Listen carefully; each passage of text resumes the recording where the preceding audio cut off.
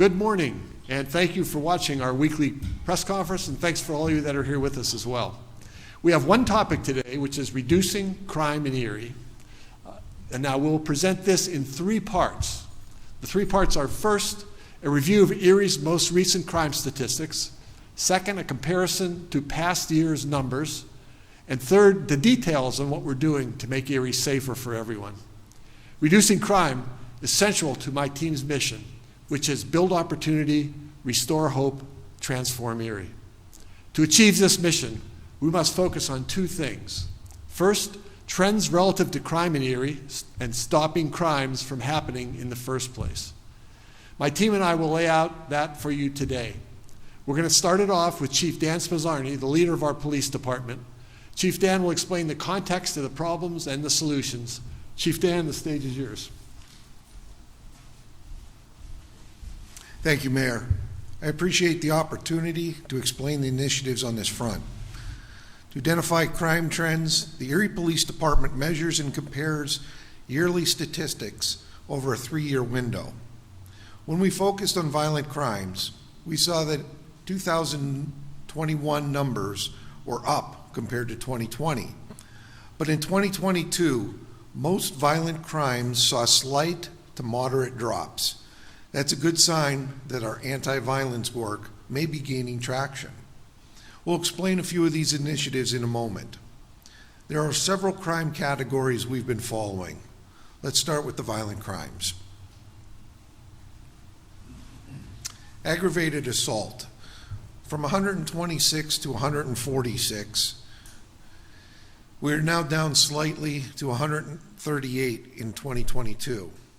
Simple assaults, we went from 419 to 446, down slightly now to 410 this year, or past year. Homicide, following the same trend. There were 10 in 2022, 9 in 2021. We're down to 6 in 2022.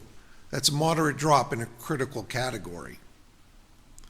For robberies, we went from 114 down to 83, but we're up to 99, showing a slight rise.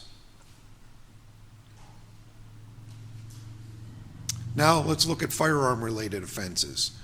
Our shots fired have gone from 245 up to 311. In the past year, they were down to 242. Well, people shot went from 56 to 72. They're down slightly to 67 in 2022. Still, it's to remember, one person shot per week, every week of the year.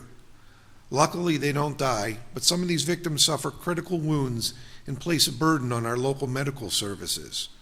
We need to make improvements here. Our gun violence reduction strategies, the gun working group, and the ShotSpotter initiative will hopefully help. More on that in a minute. Let's move on and look at homicides by firearm. There were 8 in 2020, 8 in 2021, they're down to only 5 in 2022. That's a good decline, but in 2022 we had a record number of juvenile suspects, 4, juvenile victims, 3, ages 7, 14, and 16-year-olds. In 2023, we just restarted our juvenile unit and hope to reverse this growing trend of juveniles involved in homicides. Now let's look at the stolen firearms. 136 down to 128, but they jumped up to 148 in 2022. Weapons left in unlocked cars and stolen during burglaries continue to be a major source of illegal guns on the street. Gun owners need to be more responsible in securing their weapons. Firearms recovered by the Erie Police Department in 2020 was 263, up to 286 in 21, and in 2022 we had 308 weapons recovered. These guns that we're taking off the streets, I'm happy to continue to see this number increase. It shows our positive work out there. We'll continue to work closely with the Erie Gun Task Force to follow up immediately on any report involving firearms. On to property crimes. Property crimes appear to be rising in almost all categories. Because major crimes receive the most attention, sometimes the property crimes don't get the full focus they deserve. Auto thefts are on a slow but steady rise, from 133 to 146, up to 159 stolen cars in 2022. People who leave a spare key in an unlocked car or leave their car running to warm up in front of their residence continue to be the main reasons why cars are stolen. We have almost one stolen car every other day. Burglary. The numbers have been consistent here. 383 in 2020, 358 in 2021, was up significantly to 442 burglaries in 2022. Every day in Erie, at least one house is burglarized. Forgeries. Forgeries are holding steady and fraud cases decreased. The big fraud number jump in 2021 were due to COVID-19 workers' comp claims that affected the entire country. Thefts, as you can see, are slowly climbing. On to the sex crimes. Although rapes have declined for 3 years, the total amount of sex crimes, shown it right in the graphic, rose dramatically in the last 2 years. Just briefly, driving under the influence remains high, while arson is slowly declining. I want to spend a bit of time talking about body cameras. The cameras that we use look like this. 2022 was our second full year that the police department utilized body-worn cameras. In 2022, we recorded 106,010 individual photos or videos, bringing a 2-year total to just under 200,000 videos. That added up to almost 70 terabytes of stored data. We responded to 56,530 calls for service in 2022. And of that number, we had 19 citizen complaints that year. 2 of those complaints alleged unlawful use of force. Both cases were thoroughly investigated, and our body cam videos were reviewed. In both cases, officers involved were exonerated. Now, this year we obtained a grant for body-worn cameras, making them available to every officer in the department.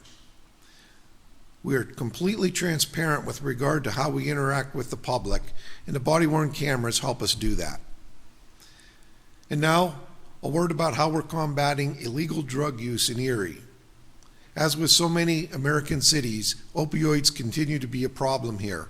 I'd like Deputy Chief Rick Laura of our Criminal Investigation Division to talk for a moment about how we handle overdose reports. Hello, thanks, Chief. In the third quarter of 2022, the Erie Police Department developed, implemented, and expanded our law enforcement diversion programs. The Erie Police Department Narcotics and Vice Unit created a comprehensive opioid, stimulant, and substance use site-based program, which is COSUP for short. This identifies at-risk individuals and low-level offenders for diversion and referral programs. The goal is to help these people get into support programs, get connected with resources, and avoid the possibility of negative outcomes such as incarceration or escalation of involvement in illicit substance abuse. We also created a survival follow-up team with officers focused on those who survived an opioid or illicit drug overdose. These interactions can accomplish several goals. 1, building trust with law enforcement. 2, conveying the serious nature of illicit drugs. And 3, reinforcing to drug abusers that support systems are available for them. This program was made possible by a $500,000 federal grant, the COSUP grant, which is being used to combat the troubling trend of increased overdoses and overdose deaths that we are experiencing here in Erie, as well as across America. Here are some of those recent numbers. In 2021, we had 35 overdose deaths. Police officers at the city of Erie administered 194 doses of naloxone, or Narcan. We had 246 total opioid overdoses that year. In 2022, we saw a rise, 54 deaths, 226 doses of Narcan administered by law enforcement, and we had 286 total opioid overdoses. This year, we continue to see that troubling trend. The first quarter, we've had 7 deaths and 49 doses of Narcan administered by law enforcement as of April 10th. We've also had 64 total opioid overdoses. For the first quarter, we're on an average with last year's numbers, with 1 less death this year. Since the program's inception in the fall of last year, the Survivor Follow-Up Team has tried to help 306 overdose victims. They've reached out and offered services, distributed Narcan to 96 of those overdose victims. Many of these users have accepted services and have been placed in rehab and other support programs. In one instance, our narcotics unit actually drove the opioid user to a rehabilitation program upon their request. I'd like to touch a little on the juvenile crime in the city over the last few years. We began experiencing a troubling trend of juvenile violence taking place in our streets. We saw an uptick of not only juvenile violence victims, but also juvenile offenders committing these violent crimes. Under the leadership of Mayor Schember, Chief Dan Spizzarni, the Erie Police Juvenile Unit was formed to combat this troubling trend. Let's take a look at the numbers. This is from the first quarter of 2023, since the initiation of that unit. 42 reported missing runaway juveniles. They were able to locate 37 of those missing persons and either return to their homes or refer to juvenile services. 41 juveniles have been charged on a juvenile allegation, which will be handled through the juvenile court system. Some of those charges were 12 were charged with assault, 9 other, 7 with burglary, 5 with drug possession, 5 with weapons charges, 3 thefts. The good news here is that we soon have the ability to directly refer juveniles to diversion programs without filing criminal allegations. Several recent major incidents involving juveniles include we had a 14-year-old who shot his friend, another 14-year-old, in the leg while filming a music video. 4 juveniles were charged with firearm-related offenses.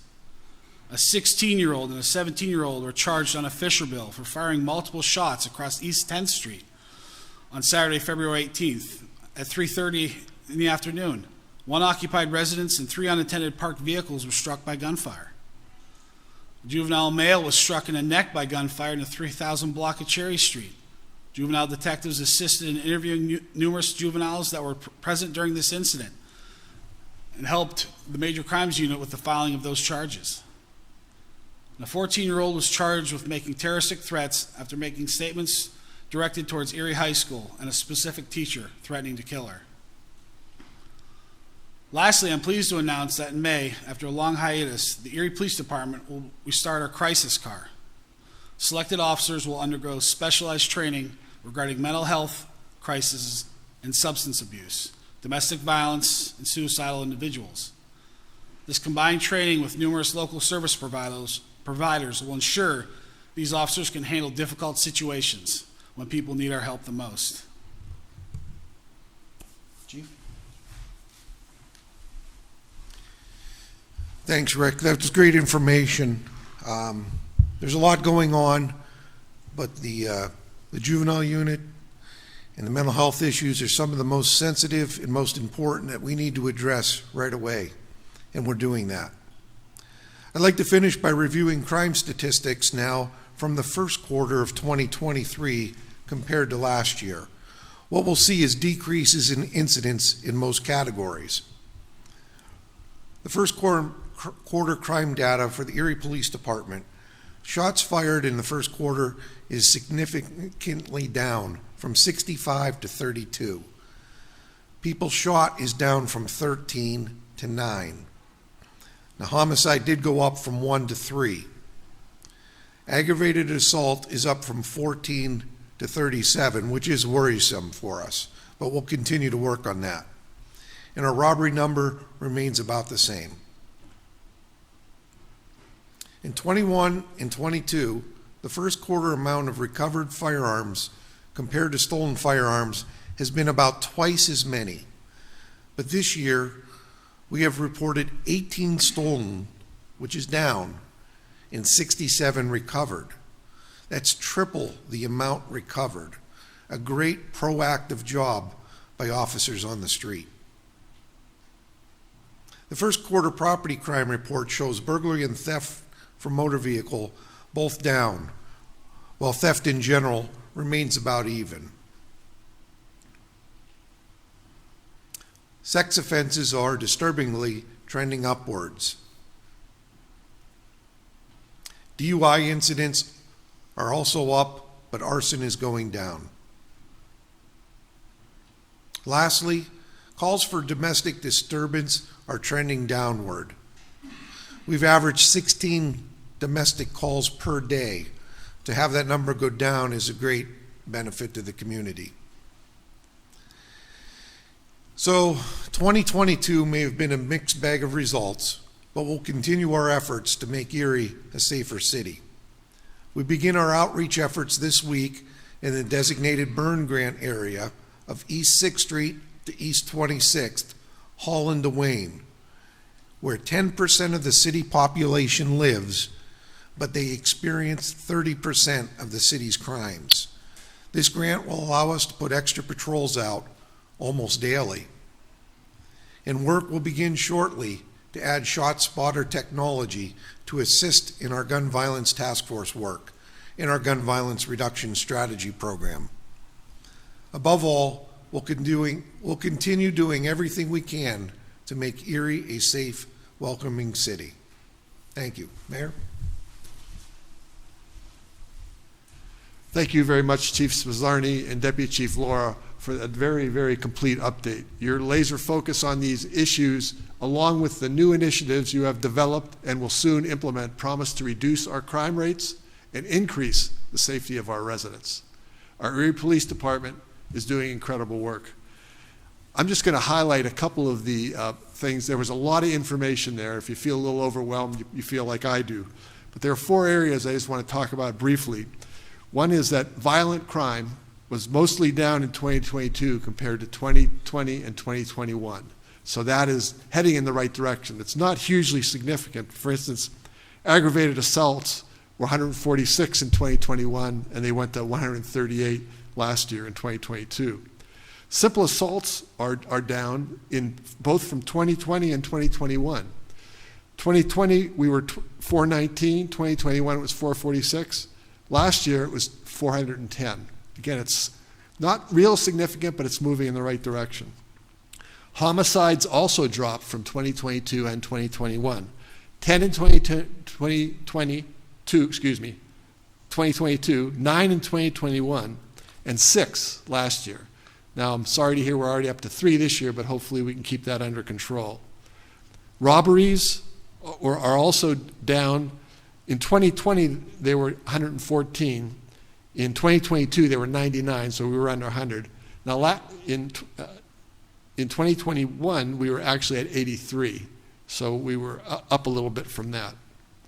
Second, opioid initiatives. I'm really happy to say that we've identified risky individuals, low-level offenders in diversion and referral programs, and our police are working with them on that to get people into support programs early on when they're abusing drugs.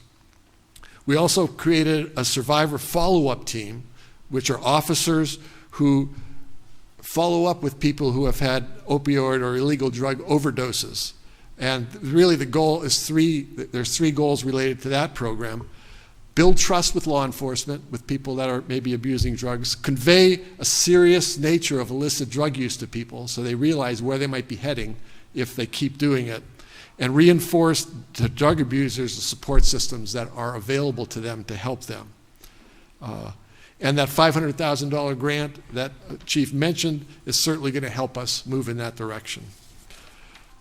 Third, I just want to talk about the crisis car very briefly. That's been a long time since we've had it, probably over 20 years. I'm glad that we're restarting that. Their job is to respond to crises, especially things regarding mental health, substance abuse, domestic violence, and suicidal individuals. So we're really happy with that. And fourth and last, I'm very happy with the reinstatement of the juvenile unit, which has not existed for at least 20 years also, that's up and running again. I'm very, very pleased with that. So thank you for all you guys are doing. Keep up the good work. I look forward to seeing this year's results early next year. So that concludes this week's press conference. Please continue to follow us on social media for the latest updates on everything happening here in the city of Erie. Everyone who spoke is now available for interviews, and thank you very much for being here or watching on TV today. Thank you.